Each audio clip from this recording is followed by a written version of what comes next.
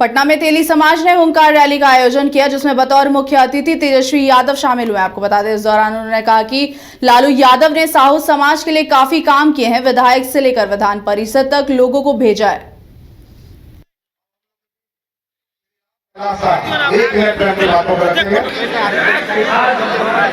उन्नीस सौ 93 में कोई दिक्कत नहीं है।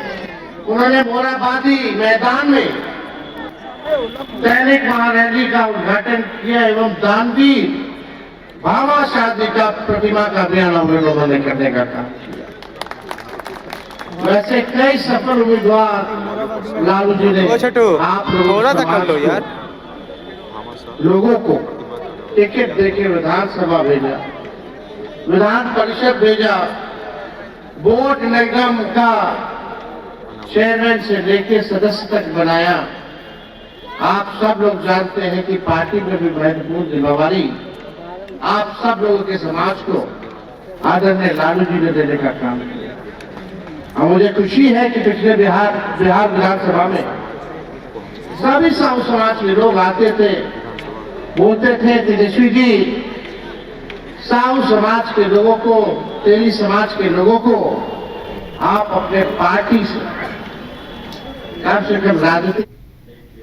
दिल्ली में बीजेपी को मिली बंपर जीत के बाद बिहार में भी सियासत देखने को मिल रहा है। आपको बता दें, जहां एक तरफ बीजेपी के नेता यह कहते हुए नजर आ रहे हैं, दिल्ली तो अभी झांकी है, बिहार अभी बाकी है। इसी क्रम में बीजेपी प्रवक्ता अनामिका पासवान ने न्यूज बाइस्कोप से बात करते हुए बताया कि जिस प्रकार से दिल्ली में हम लोगों ने सरकार बनाया है, उसी प्रकार से बिहार में भी बनाएंगे। वहीं आरजेडी कहीं भी नहीं दिखेगा। आरजेडी के नेता ख्याली पुलाव पका रहे हैं, पकाने दीजिए, बिहार की जनता उनके झांसे में नहीं आने वाली है। देखिए, तेजस्वी जी सिर्फ सत्ता की लालसा लेकर राजनीति कर रहे हैं, उनको बिहार की जनता से कोई लेना देना नहीं है। जहाँ तक दिल्ली की बात है, तो इस बार दिल्ली की जनता ने अपना दिल हमारे भारत के यशस्वी प्रधानमंत्री आदरणीय नरेंद्र भाई मोदी जी को दिया है। और झाड़ू तो केजरीवाल जी का था, लेकिन सफाया दिल्ली की जनता ने किया। पूर्वोत्तर राज्यों के वसिंदे के साथ साथ भारत के कई राज्यों के लोग दिल्ली के वसिंदे हैं और उन्होंने बहुत सोच समझकर निर्णय दिया है। मोदी जी पर अपना विश्वास जताया है। तेजस्वी जी के बोलने से क्या होता है? कुछ भी नहीं होता। वो उनके पास तो कोई काम है नहीं और मेहनत वो करते नहीं है। जब उनके पास सत्ता थी तो उन्होंने बिहार में कार्य किए नहीं। और दिल्ली का पूरा असर बिहार के चुनाव पे पड़ेगा। तो ये बिहार में कुछ होने वाला नहीं। बिहार में देखिए, जो रिजल्ट दिल्ली में हुआ है ना। आरजेडी के पूर्व एमएलसी सुनील सिंह का मंत्री आवास गर्दनीबाग स्थित मंत्री आवास जबरन खाली कराया गया है। इस दौरान मजिस्ट्रेट और जिला प्रशासन पुलिस की तैनाती भी की गई थी। विभाग का कहना है कि विधान परिषद के सदस्य नहीं रहने की वजह से उनका बंगला खाली कराया गया। वहीं सुनील सिंह ने आरोप लगाया कि घर के सामान को द्वेषपूर्वक फेंक दिया गया है और सरकार जानबूझकर ऐसा कर रही है।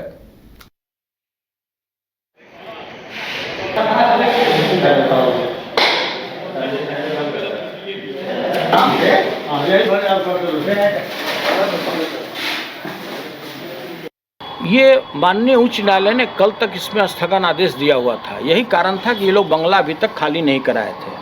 और आज रविवार का दिन था। रविवार दिन होने के बाद भी भवन निर्माण विभाग की सक्रियता देखते बन रहा है कि भाई आज 50 फोर्स लेकर के 4 मजिस्ट्रेट को लेकर के पहुँचे। हम लोग यहाँ थे भी नहीं, हम रांची में थे। हम लोग भागे भी रांची से आए हैं। हमारी पत्नी और बच्चे लोग आज भी वहीं पे हैं और हमारे अनुपस्थिति में हमारे सामान को बेतरीब तरीके से पूरा लॉन में फेंका गया। देखिए, लॉन में भी आप देख लीजिए।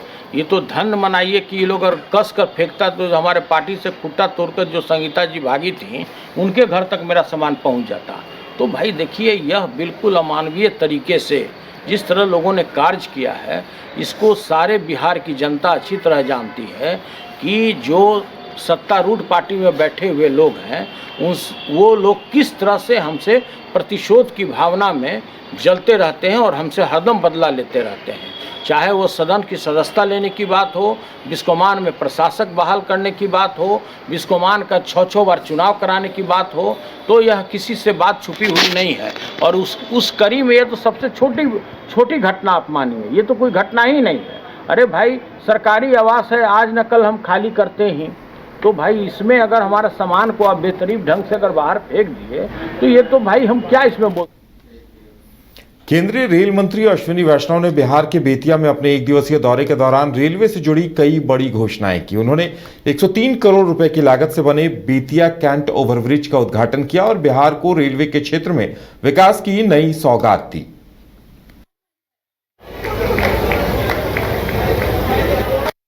95,000 मतलब 1 लाख के आसपास टोटल भर्ती अभी चल रही है और ये जस्ट 2-2.5 साल पहले 1.5 लाख लोगों की भर्ती दी है, उसके ऊपर है 1,54,000 लोगों को भर्ती दी है, उसके ऊपर अभी है 1 लाख लोगों की और आपने देखा होगा कितना व्यवस्थित तरीके से काम को किया गया, कहीं पर भी कोई शिकायत नहीं आने दी।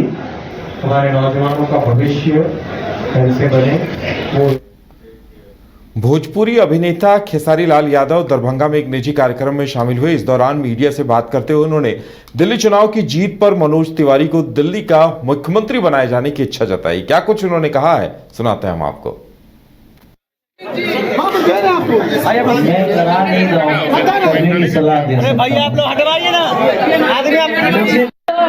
देखिए, अगर मनोज भैया अगर सीएम बनते हैं तो सर इससे बड़ी खुशी बिहार के लिए क्या हो सकती है। ये तो हम बिहारियों के लिए सबसे बड़ा गर्व की बात है। जैसे हमारे प्रदेश का, हमारे भाषा का एक गायक, और हम लोगों की तो और खुशी होगी कि एक गायक हम भी आगे चल के सोच सकते हैं कि यार हम भी मुख्यमंत्री बन सकते हैं, क्योंकि रास्ता तो मनोज भैया हमेशा हम लोगों को दिए हैं और हम सबसे ज्यादा खुश होंगे। और कलाकार जो जाति है वो तो और ज्यादा खुश होगी क्योंकि एक कलाकार मुख्यमंत्री बनेंगे। और हम पूरे बिहारियों की तरफ से मुझे लगता है कि भैया अगर बन जाए तो उससे बड़ा अवसर हम पूर्वांचलियों के लिए, हम बिहारियों के लिए उससे बड़ा कोई अवसर नहीं। सासाराम में राजनीतिक दल जनसुराज का युवा संघर्ष यात्रा सासाराम पहुंचा। बाइक सवारों का जत्था पूर्व आईपीएस अधिकारी आनंद मिश्रा के नेतृत्व में करगहर होते हुए सासाराम पहुंचा, जहां स्थानीय कार्यकर्ताओं ने उनका स्वागत किया। इस दौरान उन्होंने कहा कि ये युवा संघर्ष यात्रा सिर्फ युवाओं के लिए नहीं है बल्कि पूरे बिहार के लिए है। पूरा बिहार जात पात में बंट कर रह गया है और बिहार का जो गौरव है वो खत्म होता जा रहा है। ऐसे में एक सशक्त और उन्नत बिहार की परिकल्पना को लेकर प्रशांत किशोर की अगुवाई में जनसुराज आगे बढ़ रहा है। इसी के लिए आनंद मिश्रा गांव-गांव घूमकर लोगों से मिल रहे हैं।